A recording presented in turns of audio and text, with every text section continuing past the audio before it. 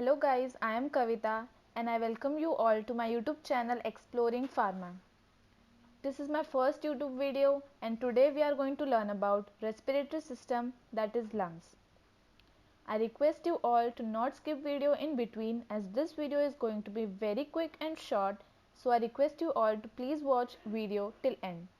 So now let's get started.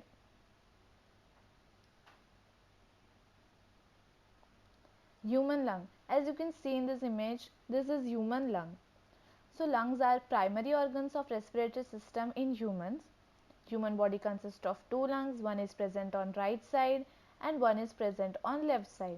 Okay, so this right lung is bigger in size than the left lung. Right lung consists of three lobes. Lobe is one part of organ or dividation of any organ. जैसे भाग है वो lobe के तीन भाग होते हैं, upper lobe, middle lobe and lower lobe. And lungs weigh 1.3 kg. Lung is a very heavy organ. Now next, let's see function of lungs. Now first I will read it out for you. Their function in respiratory system is to extract oxygen from atmosphere and transfer it to bloodstream and to release carbon dioxide from bloodstream into the atmosphere by a process of gas exchange. So what basically lung do is that, as we all know that oxygen is very important for our body and carbon dioxide is very toxic to our body. That carbon dioxide needs to be exhaled from our body and oxygen needs to be transported to various parts of our body. So lungs क्या करेगा, वो process of gas exchange मतलब क्या, oxygen और carbon dioxide को exchange करना, मतलब oxygen को एब्सॉर्ब करना ब्लड में और कार्बन डाइऑक्साइड को एक्सहेल करना बॉडी से. ये बेसिक फंक्शन होता है लंग्स का. और ये डायग्राम में आप देख सकते हो कि heart is present between two lungs. Heart basically lungs के पास होता है. Next we will see what is tracheobronchial diagram. Okay, so in this image you can see this is one side of lung, okay, and the other side is its cross section, that is more deeper view. You can see here the circular portions present. This is cross section of that circular portions. Okay, so now let's go into more detail. There are basically two zones present in lungs. Okay, one is conducting lung and the other is the respiratory zone. So conducting zone का function ये है कि वो just एक route या रास्ता provide करता है for oxygen to pass from your nose into the respiratory zone. यहाँ पे समझो कि ये nose है, आपने nose से ऑक्सीजन को inhale किया और nose से वो ट्रेकिया के थ्रू डिफरेंट दोनों साइड्स के लंग, दोनों साइड ऑफ लंग्स में उसने एंटर किया, देन एल्वियोलर सैक में ये हर जगह डिस्ट्रीब्यूट हो गया ऑक्सीजन. ओके, तो कंडक्टिंग जोन मतलब क्या, उसने सिर्फ एक रास्ता दिया, एक जंक्शन दिया ऑक्सीजन को पास करने के लिए through respiratory zone. So this is our conducting zone. Now let's see what it consists of. Trachea. Okay, what is trachea? Trachea is called windpipe and it connects upper part of respiratory system, that is larynx, to the respiratory zone. ठीक है. Now this trachea is further divided into primary bronchus. Primary bronchus is further divided into secondary bronchus and secondary bronchus is then divided into bronchiole and bronchiole is then divided into terminal bronchiole. Terminal bronchiole you can see is the end part of conducting zone. Okay, इसके बाद से हमारा respiratory zone start होगा. This is our respiratory zone, the box I have drawn. Okay, and you can see here also this is your trachea, then this is your primary bronchus, this is your secondary bronchus and where it is ending is bronchiole and terminal bronchiole. और उसके बाद respiratory zone यहाँ से start होगा. अब respiratory zone क्या है? Respiratory zone is the zone where actual gas exchange takes place.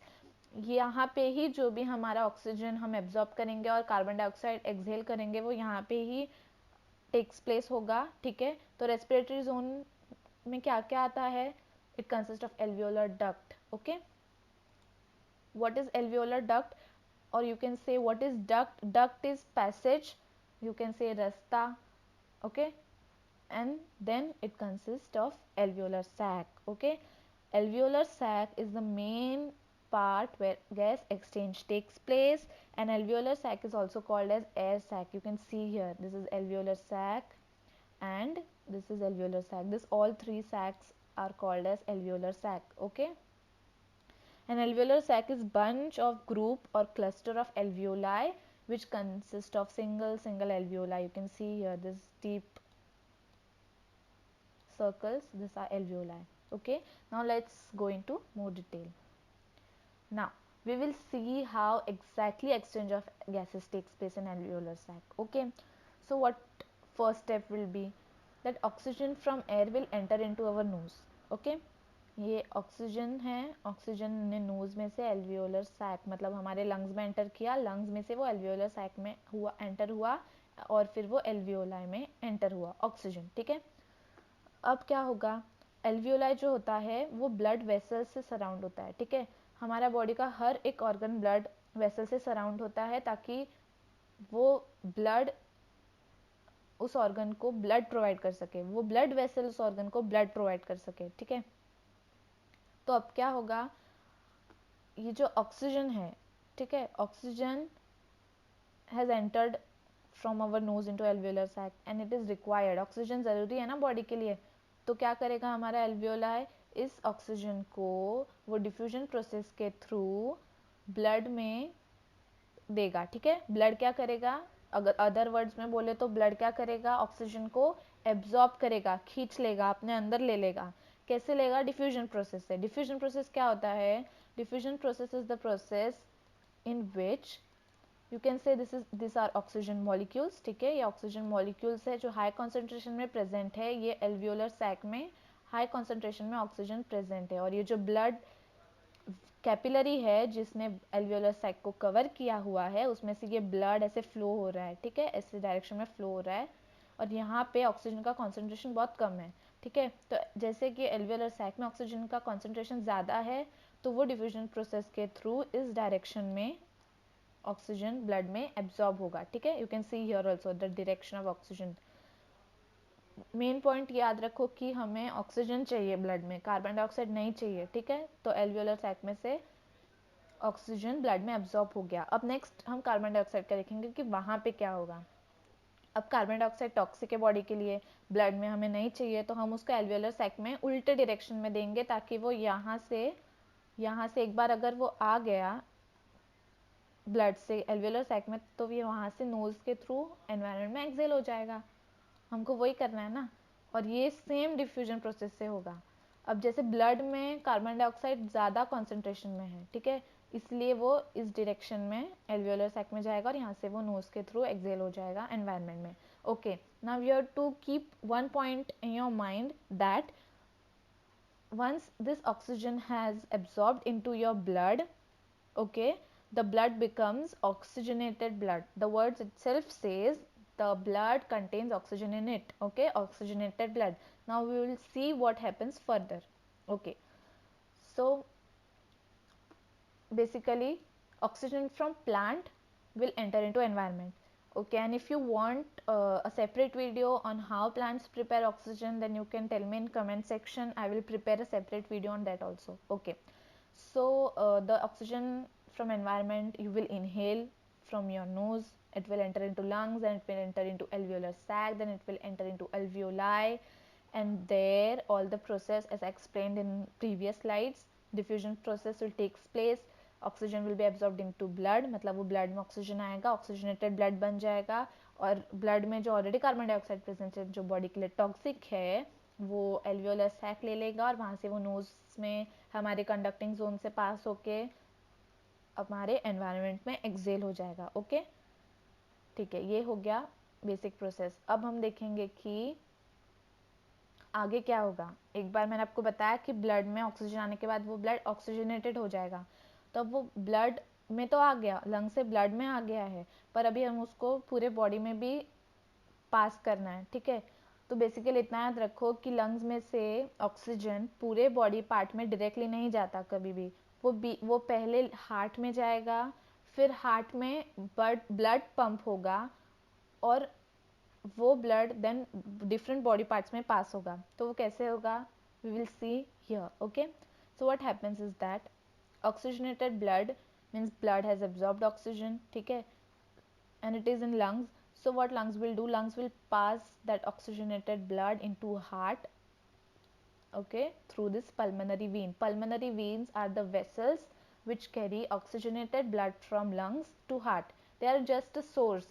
अब हमारा blood ऐसे ही नहीं घूम सकता ना बॉडी में, उसको एक रूट चाहिए, प्रॉपर एनक्लोज्ड प्रोटेक्शन चाहिए. वैसा पल्मोनरी वेन होता है, जो बेसिकली हम पल्मोनरी क्यों बोलते हैं, क्योंकि वो लंग्स से हार्ट में जा रहा है, ठीक है. Pulmonary means what, lungs, okay. So it is called as pulmonary veins, okay. And this is called pulmonary circuit because you are transporting oxygen from lungs to heart.